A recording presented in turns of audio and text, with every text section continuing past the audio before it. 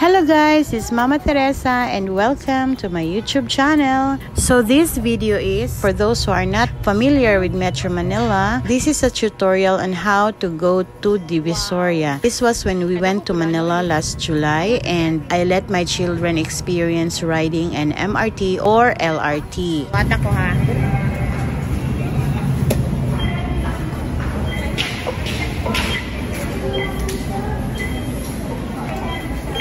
So if you are arriving in Terminal 2 at Danaiya, punta ka lang sa left side, medyo konting lakad lang to the left. Merong ruta doon ng modern jeep papuntang LRT1 or Station 1 sa Baclaran.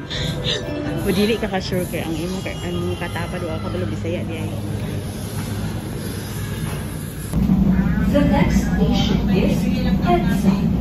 Sakay ka ng LRT sa Station 1 in Baclaran and then choose the destination of Doroteo Jose. Doroteo Jose is after Carriedo Station. And pagbaba mo ng Doroteo Jose Station, sumakay kami ng bao-bao or tricycle papuntang Tutuban. Ano ba ito?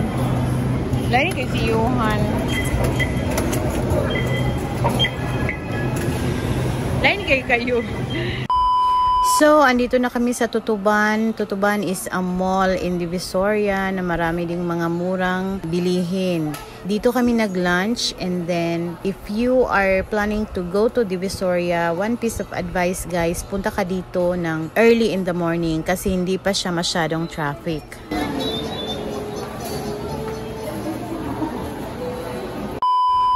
After naming magtutuban, konting lakad lang kasi nasa tapat lang ang 168.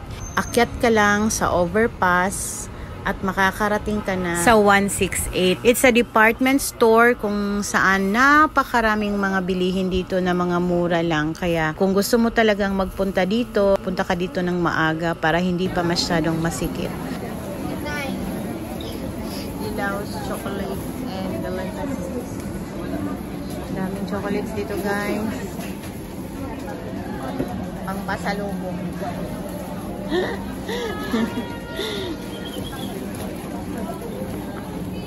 Palit kayo. Hi guys, nami karon sa 168 Divisoria. Shopping me, charot.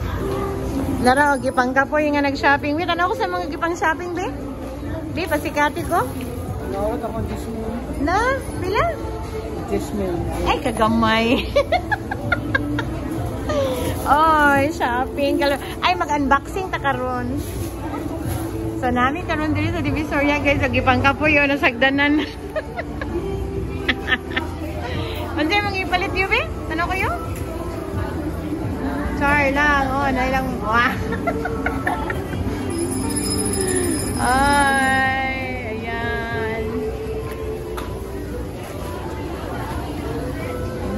Sos, ang kwarta na lang yung kulang daring lugar.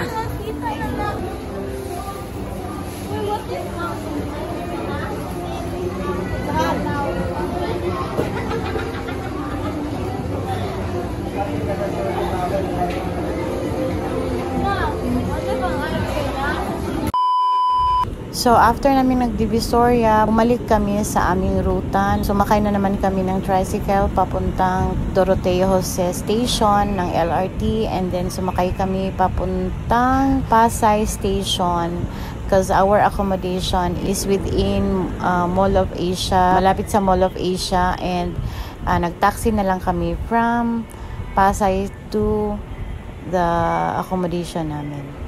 So, I hope guys na naging malinaw yung aking mga directions papuntang Divisoria. So, if you have any questions, please comment down below. Sasagutin ko po sa aking makakaya. Thank you!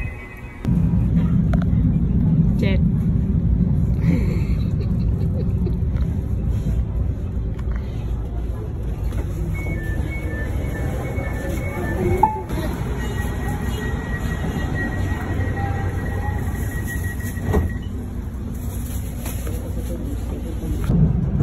Ako'y may day.